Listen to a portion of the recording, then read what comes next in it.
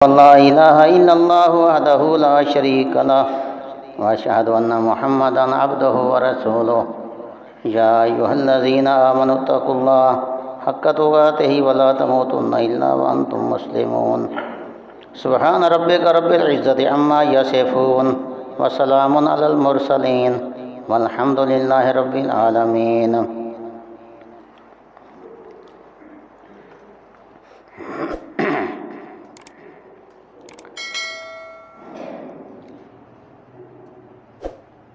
قرآن مجید میں آخرت کی فلاح اور کامیابی کو ایمان کے ساتھ مشروط کیا گیا ہے. یعنی اگر کوئی آدمی مومن ہوگا تو اس کو آخرت کی کامیابی مل سکے گی. اگر کوئی مومن نہیں ہے تو آخرت کی کامیابی اس کو نہیں مل سکتی، دنیا میں اگرچہ وہ کتنا ہی کامیاب ہو. رسول اللہ صلی اللہ علیہ وسلم کے چچا ابو طالب، حضرت علی رضی اللہ عنہ کے والد، اس نے نبی صلی اللہ علیہ وسلم کی بہت مدد کی. اس تعاون اور مدد کی وجہ سے اللہ رب العزت نے ان کو جہنم سے آزاد نہیں کیا. آپ صلی اللہ علیہ وسلم نے فرمایا کہ اللہ تعالیٰ اس کو جہنم کے 2 جوتے پہنائے گا، جس کی وجہ سے اس کا دماغ کھولتا رہے گا. ایمان شرط ہے. یہ سورۃ مومنون کی کچھ ابتدائی آیات ہم دیکھتے ہیں. اعوذ باللہ من الشیطان الرجیم من ہمزہ ونفخہ ونفثہ بسم اللہ الرحمن الرحیم. قد افلح المؤمنون، یقیناً کامیابی اہل ایمان نے پائی. افلاح کا مطلب ہوتا ہے کامیابی پانا، لیکن وہ کامیابی جو مشقت کے بعد حاصل ہو. جیسے کسان ہے، کسان کو بھی فلاح کہتے ہیں. وہ زمین پھاڑتا ہے، زمین پھاڑ کر پھر بیج ڈالتا ہے، پھر اس کے نتیجے میں اس کو فصل ملتی ہے. تو مومن بھی اسی طرح صرف زبان سے لا الہ الا اللہ کہنے والا مومن نہیں ہوتا جب تک وہ ایمان کی بنیاد پر محنت نہیں کرتا. تو کامیابی پائی ان لوگوں نے جو کہ مومن ہیں. اور مومن کون ہیں؟ جو اللہ کو مانتے ہیں، آخرت کو مانتے ہیں، انبیاء کو مانتے ہیں، کتابوں پر ان کا ایمان ہے، آخرت کے دن پر ان کا ایمان ہے، تقدیر پر ان کا ایمان ہے. جبرائیل علیہ السلام نبی صلی اللہ علیہ وسلم کے پاس آئے انسانی شکل میں، تو انہوں نے آپ سے سوال کیا کہ ایمان کیا ہے. تو پھر رسول اللہ صلی اللہ علیہ وسلم نے ایمان کے 6 ارکان کا ذکر فرمایا کہ تو اللہ پر ایمان لا، آخرت پر ایمان لا، کتابوں پر تیرا ایمان ہو، اور تقدیر پر تیرا ایمان ہو، فرشتوں پر تیرا ایمان ہو. ایمان کے 6 ارکان میں سے اگر کوئی آدمی ایک رکن کو نہیں مانتا تو وہ مومن نہیں بنتا. ایمان کی شاخیں تو ہیں، وہ جتنی زیادہ ہوں گے، شاخیں جتنی زیادہ ہوں گی، وہ مومن اتنا مکمل مومن بنتا جائے گا.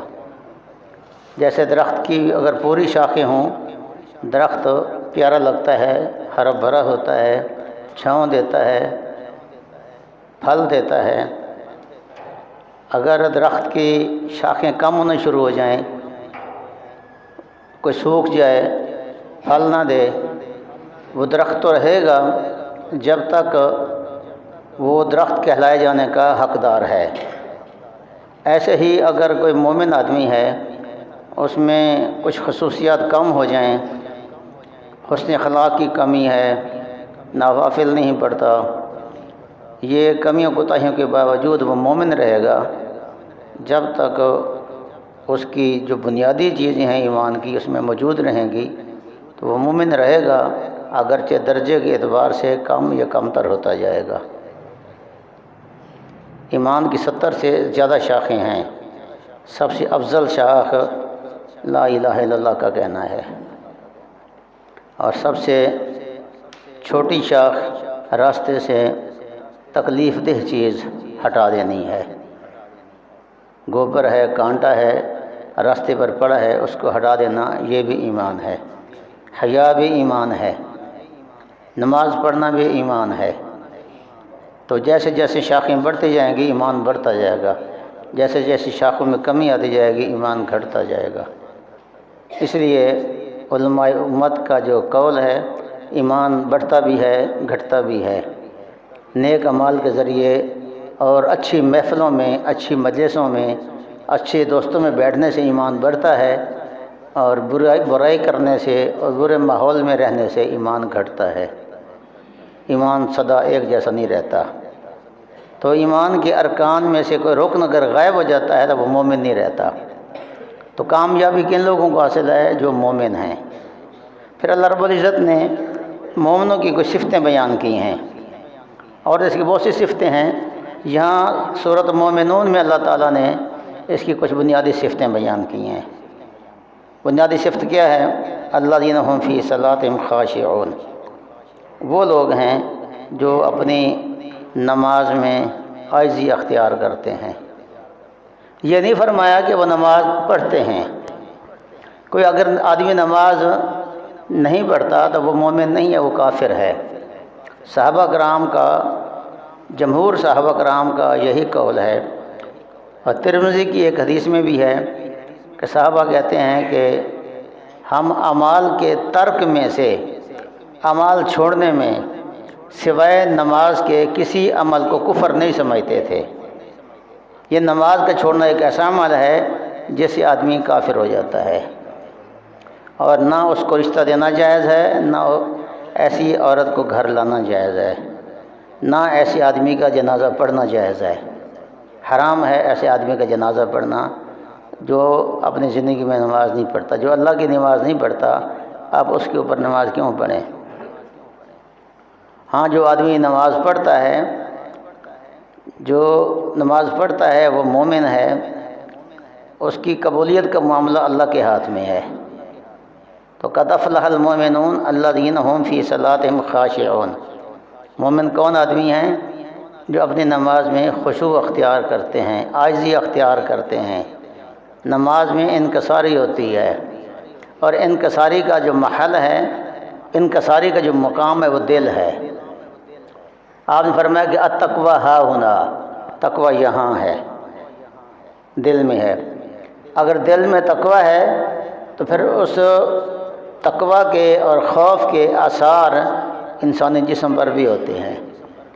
نماز پڑھے گا تو دائیں بائیں نہیں دیکھے گا، آگے پیچھے نہیں دیکھے گا، ہر وقت داڑھی سے کھیلتا نہیں رہے گا، ناک صاف نہیں کرتا رہے گا، کان نہیں کھجلاتا رہے گا، قبلے کی طرف اس کا منہ ہوگا، نظریں اس کی سجدے والی جگہ پر ہوں گی۔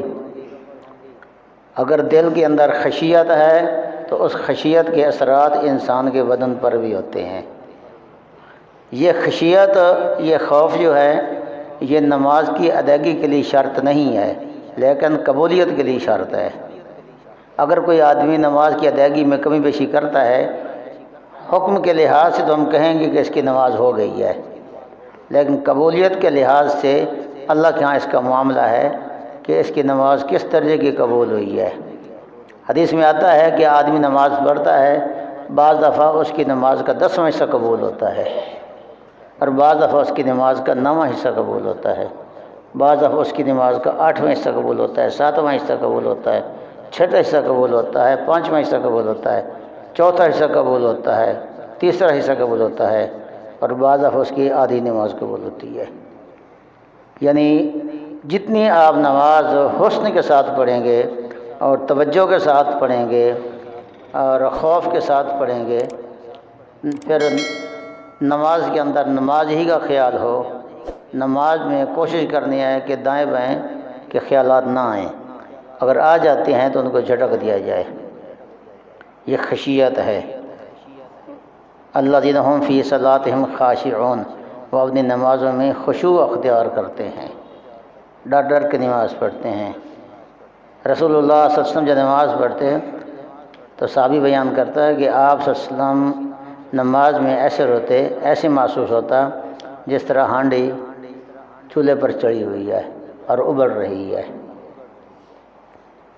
جس طرح ہم سسکیاں بھر کے رونا کہتے ہیں۔ صحابہ کرام سے بھی یہ باتیں ثابت ہیں اور صالحین سے یہ بات ثابت ہے کہ وہ نمازوں میں روتے تھے۔ اصل میں انفرادی اور اجتماعی زندگی کسی انسان کی جتنی اچھی ہوگی اس کی نماز میں اتنا حسن ہوگا۔ اگر انسان اخلاقی لحاظ سے کمزور ہے، بے دین بنتا جا رہا ہے، تو اس کی نماز میں سکون بھی نہیں ہوگا اور اس کی نماز میں حسن نہیں ہوگا۔ اس لیے اگر ہم میں سے کوئی چاہے کہ میری نماز اچھی ہو جائے، اس کو اپنی اجتماعی زندگی میں جھوٹ، دغا بازی، فضولیات، بک بک یہ خارج کرنا پڑے گا اور اسے اللہ سے ڈرنا پڑے گا، رزق حلال کی کوشش کرے گا۔ جتنا اس کا یہ عمل ہوگا اس کی نماز اتنی صاف ہوتی جائے گی، بہترین معیاری ہوتی جائے گی۔ اس لیے قرآن میں اللہ فرماتا ہے کہ نماز ان الصلاۃ تنہا، نماز جو ہے وہ روکتی ہے کس چیز سے؟ برائی اور بے حیائی سے۔ کیونکہ ہم تو نماز پڑھتے ہیں، ہماری نمازیں ہمیں بے حیائی اور برائی سے نہیں روکتی، کیونکہ ہماری اجتماعی زندگی جو ہے وہ برائی اور بے حیائی والی ہے۔ تو الذین هم فی صلاتہم خاشعون، وہ لوگ اپنی نماز میں خشوع اختیار کرتے ہیں، یعنی نماز کی مومن لوگوں کے جو کامیاب لوگ ہیں ان کی پہلی علامت کیا ہے؟ نماز میں خشوع اختیار کرتے ہیں۔ معلوم ہوا کہ اگر کوئی آدمی نماز نہیں پڑھتا تو وہ تو مومن بھی نہ ہوا۔ یہاں یہ فرمایا کہ نماز میں خشوع اختیار کرتے ہیں، یہ نہیں فرمایا کہ وہ نماز پڑھتے ہیں۔ پھر فرمایا والذین هم عن اللغو معرضون، مومن وہ لوگ ہوتے ہیں جو کہ فضول باتوں سے بے رخی کرتے ہیں۔ لغو کہتے ہیں وہ کام جو گناہ کا تو نہیں ہے لیکن فضول ہے۔ یہ ایسے لوگ ہوتے ہیں کہ ان کی زندگی فضول نہیں گزرتی، ان کی زندگی بامعنی ہوتی ہے، با مقصد ان کی زندگی ہوتی ہے۔ حتیٰ کہ یہ اگر کھیلنا بھی چاہیں تو جہاد کی تیاری کر لیں گے، دوڑ لگائیں گے اپنے جسم کو مضبوط کرنے کے لیے۔ اگر گپیں لگانا کا دل چاہتا ہے تو اچھے لوگوں کے پاس بیٹھیں گے تاکہ گفتگو بھی اچھی ہو، گپیں بھی اچھی ہوں۔ اور اگر کہیں کوئی ایسی مجلس ان کو مل گئی ہے جن میں وقتی بازی ہے، جگت بازی ہے، تو یہ اس مجلس میں نہیں بیٹھتے۔ ہم تو تلاش کرتے ہیں کہ فلاں جگہ آنا ہے، سائیکل گراؤنڈ چل رہا ہے ادھر جائیں، یا فلاں جگہ چلتے ہیں وقتی ہونی ہے، کمیٹ آ کے بیٹھیں گے۔ یہ بیمار دل جو ہوتا ہے، دھوپ جس کو پسند ہے وہ دھوپ تلاش کرتا ہے اور ٹھنڈک جس کو پسند ہوتی ہے وہ ٹھنڈک تلاش کرتا ہے۔ ایسی مجلسیں تلاش کرنے والے در حقیقت دل کے بیمار ہوتے ہیں، اور جن کا دل صاف ہوتا ہے اگر کبھی کبھار ان کو ایسی مجلس مل جائے تو یہاں ان کا وہاں دل نہیں لگتا۔ والذین هم عن اللغو معرضون، وہ لغویات سے منہ پھیر لیتے ہیں۔ والذین هم للزکوٰۃ فاعلون، اور کامیاب ہونے والے مومن کون ہیں؟ جو کہ فرضی زکوٰۃ بھی دیتے ہیں، نفلی صدقات بھی دیتے ہیں، اور پھر اپنے مال کو پاک کرنے کے لیے عشر بھی دیتے ہیں اور فرض زکوٰۃ بھی دیتے ہیں، اور یہ بھی نہیں کرتے کہ کبھی دی کبھی چھوڑ دی، زیادہ تو دیں گے، کیونکہ قرآن کہتا ہے یوتی مال ہو یتزکیٰ، کہ مومن بندہ مال دیتا ہے تاکہ مومن بھی پاک ہو جائے۔ مال دینے سے آدمی پاک ہوتا ہے، اور یوتی مال ہو یتزکیٰ، مال دیتا ہے تاکہ اس کا مال پاک ہو جائے۔ زکوٰۃ دینے سے جہاں انسان کا نفس جو رذیل ہے خبیث نفس خباثت ختم ہو جاتی ہے، وہیں اس کے نفس کے اندر اس کی مزاج میں پاکیزگی بھی آ جاتی ہے، اور جو مال اس نے دیا ہے وہ مال چونکہ یتامہ، مساکین اور غرباء کا حق تھا، اس کو اپنے مال سے نکال کر باقی مال کو اس نے پاک کر لیا۔ جیسے ہم کڑا چڑھاتے ہیں، اس کے اندر گنے کا رس ڈالتے ہیں تو اوپر جھلی آ جاتی ہے، میل آ جاتی ہے، اس میں رنگ کا ڈالتے ہیں تو کفگیر سے اوپر میل کو ہم ہٹا دیتے ہیں، اس سے باقی جو رو ہے وہ صاف ہو جاتی ہے۔ ایسے ہی گندم ہے، اس کو مشین میں صفائی کراتے ہیں، چھج کے ذریعے صفائی کراتے ہیں تاکہ باقی گندم صاف ہو جائے۔ ایسے زکوٰۃ دینے سے باقی مال پاک ہو جاتا ہے۔ ایک دفعہ زکوٰۃ کا مال پڑا تھا تو حضرت حسن یا حسین تھے، انہوں نے کوئی چیز اٹھائی اور اپنے منہ میں ڈالی تو آپ نے فرمایا پھینک دے پھینک دے، یعنی آپ نے فرمایا کہ یہ زکوٰۃ کا جو مال ہے انما یقینا ہے یہ اوساخ الناس، یہ لوگوں کے مال کا گند ہے، اس لیے جو لوگ زکوٰۃ کھاتے ہیں وہ کھڑے کبھی نہیں ہو سکتے، کیونکہ جن کی تربیت ہی گند میں ہو وہ کیسے کھڑا ہوگا۔ اس لیے زکوٰۃ جو ہے وہ مساکین کا حق ہے، وہ معاشرے کے گرے ہوئے لوگوں کا حق ہے۔ اگر ہم اپنے مال سے اس کو نہیں نکالیں گے تو ہمارا مال پاک نہیں ہوگا۔ تو یہاں فرمایا والذین ھم للزکوٰۃ فاعلون، وہ لوگ جو زکوٰۃ دیتے ہیں، ایک مطلب زکوٰۃ کا یہ بھی ہے کہ وہ اپنے آپ کو پاک کرتے ہیں، شرک سے پاک کرتے ہیں، کفر سے پاک کرتے ہیں۔ تزکیہ کا مطلب پاکیزگی ہے، اپنے آپ کو پاک کرتے ہیں، کفر و شرک سے پاک کرتے ہیں، بد اخلاقیوں سے پاک کرتے ہیں، اخلاق عالیہ پر اپنے آپ کو لے جاتے ہیں۔ والذین ھم للزکوٰۃ فاعلون والذین ھم لفروجہم حافظون۔ پھر وہ مومن جو کامیاب ہونے والے ہیں، اصل میں یہ کام جو ہے یہ بڑی محنت طلب ہے، کامیابی بھی محنت کے ساتھ مشروط ہے۔ دنیا میں بھی جو آدمی محنت نہیں کرتا اس کو کامیابی نہیں ملتی، آخرت کے لیے بھی محنت کرنی پڑتی ہے، تو یہاں بھی محنت ہے۔ فرمایا والذین ھم لفروجہم حافظون، اور کامیاب ہونے والے مومن کون سے ہیں؟ جو اپنے جذبات پر کنٹرول رکھتے ہیں، راستے میں گزرتے ہوئی عورتوں کو نہیں دیکھتے تاڑتے رہیں گے، اور لڑکیوں کو نہیں چھیڑیں گے، اپنے نفس پر کنٹرول کرتے ہیں، اپنی شرمگاہ کی حفاظت کرتے ہیں، اور ایسا لباس نہیں پہنتے جو بالآخر انسان کو زنا پر مجبور کر دے، اور اگر کوئی موقع بن جاتا ہے تو اپنے آپ کو الگ کر لیتے ہیں، لا تقربوا وہ زنا کے قریب نہیں آتے۔ آپ نے فرمایا کہ ابن آدم پر لا محالہ زنا کا ایک حصہ لکھ دیا گیا ہے، یعنی ابن آدم نے لازمی زنا کرنا ہے۔ ہاں وہ کس طرح؟ آپ نے فرمایا کہ آنکھ کا دیکھنا آنکھ کا زنا ہے، ہاتھ کا لمس، ہاتھ کا ٹچ کرنا اس نیت سے یہ ہاتھ کا زنا ہے، اور زبان کا قول لچھے دار باتیں کرنا کسی غیر عورت سے یہ زبان کا زنا ہے، اور چل کر جانا یہ پاؤں کا زنا ہے۔ پھر فائنل شرمگاہ فیصلہ کرتی ہے کہ یہ اپنے عمل میں سچا یا جھوٹا ہے، اگر تو اس نے کر لیا وہ حقیقی زنا ہو جائے گا، ورنہ یہ زنا کے آلے ہیں، آنکھ ہے، کان ہے، چسکے کی باتیں سننا، اور آنکھوں سے گھور گھور کر دیکھنا۔ کل المؤمنین یغضوا من ابصارہم، اے نبی مومنوں سے کہو کہ اپنی آنکھیں نیچے رکھا کریں، ویحفظوا فروجہم، اور اپنی شرمگاہوں کی حفاظت کیا کریں، یعنی آنکھ کا نیچے رکھنا اس سے شرمگاہ کی حفاظت ہوتی ہے۔ جہاں آنکھیں آوارہ ہو جاتی ہیں پھر انسان چاہتا ہے کہ میں نے اگر ایک گلاس ہے ایک گھونٹ پانی کا پی لیا ہے تو پیاس کی شدت یہ ہے کہ سارا گلاس ہی پی جاؤں۔ جب انسان اپنے آپ کو آوارہ کرے گا اپنی آنکھوں کو تو بالآخر وہ اس فعل بد میں ملوث ہو جائے گا۔ تو اپنے گھروں کو پاک کرنا، اپنے ماحول کو پاک کرنا، گھروں میں بچیوں کا لباس ہے باپ اس پر نظر رکھے، اور غیر مردوں کو گھروں میں آنے کی اجازت نہ دینا، غیر اپنی بیٹی کو اپنی بیوی کو یا خود تنہائی میں غیر مردوں کے ساتھ یا غیر عورتوں کے ساتھ علیحدگی میں لے جانا شرعاً یہ ممنوع اور حرام ہے۔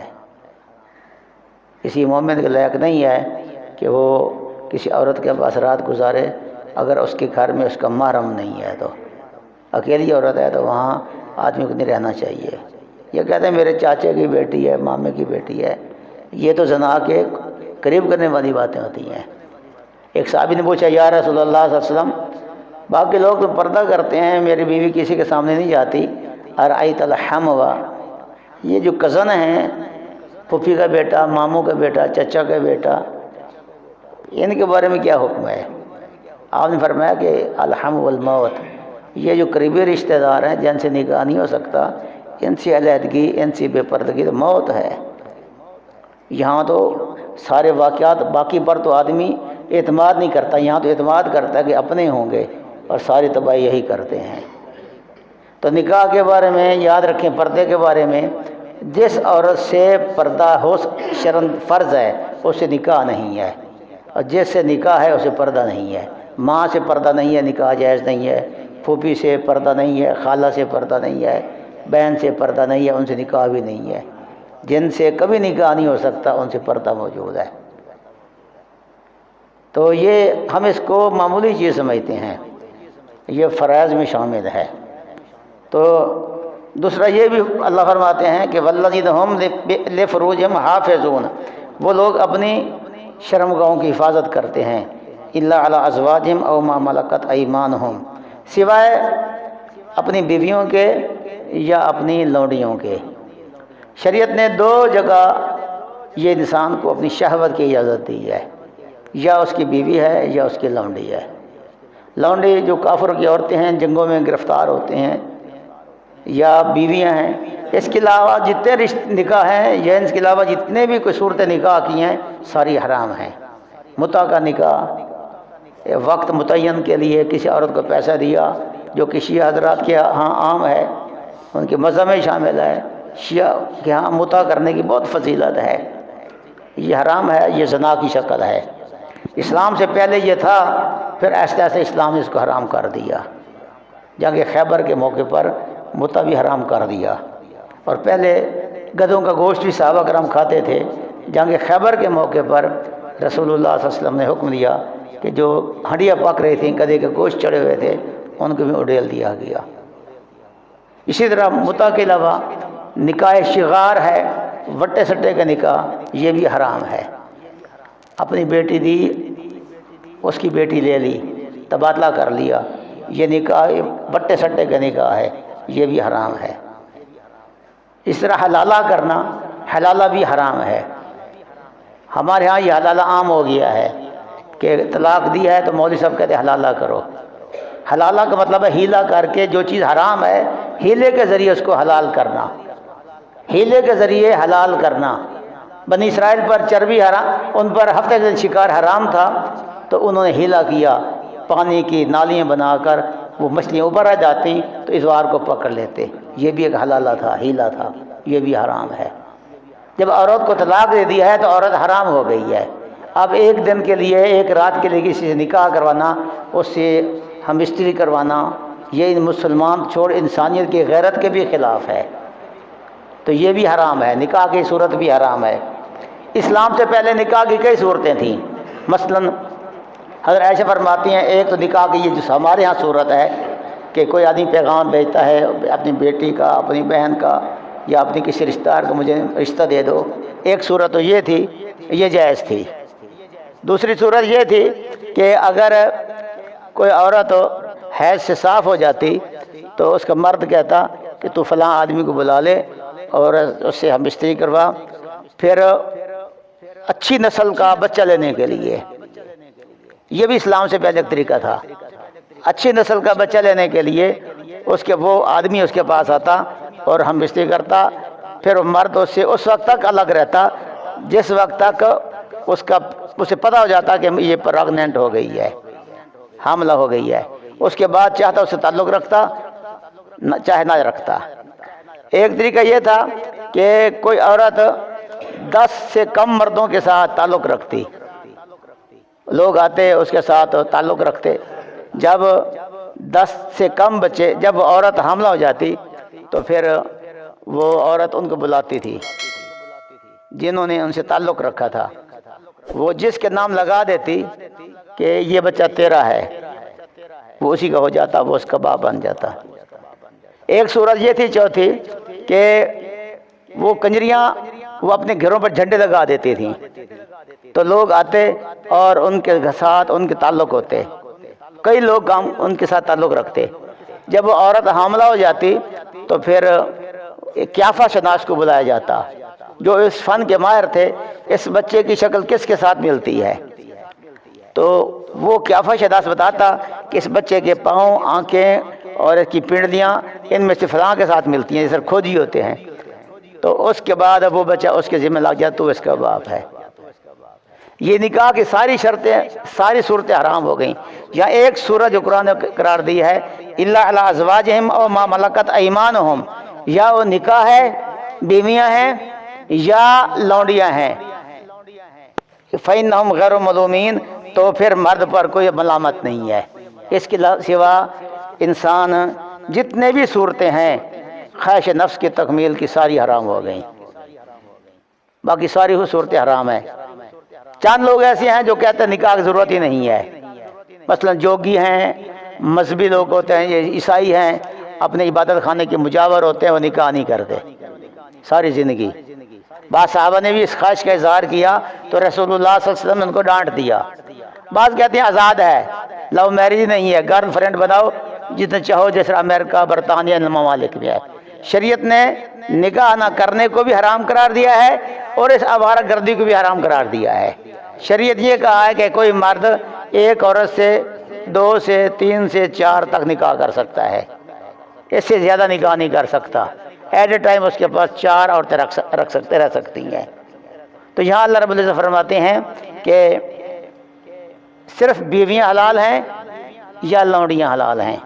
فمن ابتغى وراء ذلك فاولئک هم العادون، جس آدمی نے اس کے علاوہ کوئی اور راستہ تلاش کیا بیویوں کے سوا، لونڈیوں کے علاوہ، تو یہ سرکش لوگ ہیں، یہ حدوں کو پھلانگنے والے لوگ ہیں، یہ آگے بڑھنے والے لوگ ہیں۔ پھر فرمایا والذین هم لاماناتهم وعہدهم راعون، کامیاب ہونے والے مومنوں کی ایک اور علامت بھی ہے کہ وہ اپنے عہد و پیمان کو پورا کرتے ہیں اور اپنی امانتوں کو پورا کرتے ہیں۔ امانتیں کون سی؟ جو امانتیں اللہ کی طرف سے بندے پر لازم ہیں، یا کوئی بندہ کسی کے ذمہ امانت دیتا ہے، اس امانت کا تعلق مال سے ہو، اس امانت کا تعلق زبان سے ہو، بات کرتا ہوں چھپانی ہے، وہ اس کو ظاہر کر دیتا ہے، یہ بھی امانت میں خیانت ہے۔ مال میں بھی امانت اور خیانت ہے۔ رسول اللہ صلی اللہ علیہ وسلم نے فرمایا، صحیح مسلم کی روایت ہے کہ منافق کی 4 علامتیں ہیں۔ جب بات کرتا ہے تو جھوٹ بولتا ہے، جب عہد کرتا ہے تو عہد شک نہیں کرتا ہے، جب جھگڑتا ہے تو گالی نکالتا ہے، امانت رکھی جائے تو خیانت کرتا ہے۔ یہ 4 باتیں جس بندے میں ہوں وہ خالص منافق ہے، اگرچہ وہ اپنے آپ کو مسلمان کہے، وہ خالص منافق ہے۔